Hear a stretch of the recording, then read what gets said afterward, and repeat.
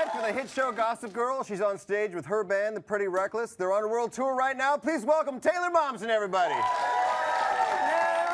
Hello, and thanks for coming. Hello, thank you for having me. How are you? I'm good. Now, you were born in the 90s, but you grew up listening to, let's get this straight, the Beatles, Led Zeppelin, The Who, and Pink Floyd. Do you just have really cool parents? I do. I have my dad's a big rock and roll fan, so lots of vinyl in my house. So you grew up listening to vinyl? Yeah. Awesome. Yeah. We didn't get our first CD player till I was like, I don't know, 8 years old or something. So about 5 years ago. Something like that. Too easy. Did 90s music just not resonate with you? And be careful how you answer, because 90s music is right in my wheelhouse. I'm a giant, I mean, I'm like a giant Soundgarden fan, you know, Nirvana, obviously. So absolutely, Oasis, giant Oasis fan. And of course, right here. Of course, Blink-182. How are you not going to be a Blink-182 fan? You know. Thank you, that's awesome. But no, I love the 90s music, but I mean, it started with the classics is where my love for music began. Right. And you were born the year that Jurassic Park came out. And this isn't really a question, but I actually remember seeing Jurassic Park in the theaters as an adult. So that makes me crazy old. Crazy old. Oh, Who are your biggest musical influences? well, the Beatles, I would say, is Nice. I mean, the biggest, the reason I started writing songs in the first place. But Beatles and Zeppelin and kind of everyone that you've just named. I mean, right now I'm in a serious Neil Young phase, like an obsessive Neil Young phase, and because we just started the tour and Jackson Browne, Running on Empty, like the quintessential road record. So you listen to really great classic kind of stuff. I mean, yeah, I guess. I mean, they're classics for a reason, you know? And last year you actually went on the road with the Warped Tour. Yes. How was that? I love the Warped Tour. It was awesome. Yeah, I mean, you've done it, right? You've done Many Warped times. Many times, right? Yeah, so it's very, you know, very rock and roll boot camp in a way, you know? I was always, the finding out what time you played day of, I was not a fan of, you know, morning of. There was quite a few days actually where it was, Taylor, you're on stage in 30 minutes, get out of bed, and it's like, oh, crap.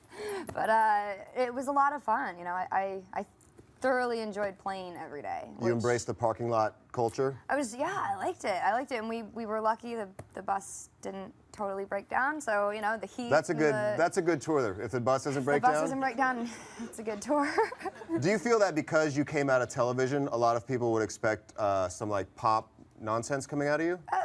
Yeah, I mean, I guess. I mean, I wouldn't call it pop nonsense, but I mean, I'm sure that the direction and then the way the sound of the record isn't probably what people were expecting.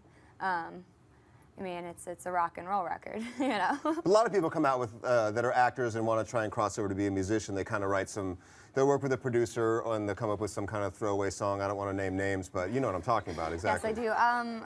Well, no, I mean, the thing is, I would consider myself a musician who also acts. You know, I mean, I'm sure you know. You always, at least in the beginning, you need to have something else to subsidize your life. You know, and then acting for me is a job that I thoroughly enjoy. But music's been my life. I've been writing since I was 5 years old and singing since I can remember, and it's been something I've worked on my entire life. And finally wrote a record's worth of material that I wanted people to hear.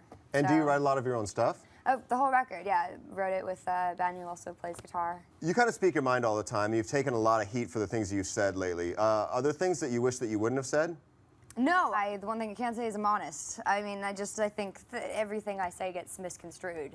And I mean, I'm very sarcastic, and I've slowly begun to learn that sarcasm doesn't translate in print. Yeah, that's a rough one. So there's that, and then there's, you know, you take one word out of a sentence, and it's suddenly a totally negative statement. So a lot of what I say gets, when it's actually printed, misconstrued into something I wasn't actually trying to say. Do you think people take it too seriously? Well, yeah. I mean, it's music and TV. It's not. Of course, it's not life or death here, people.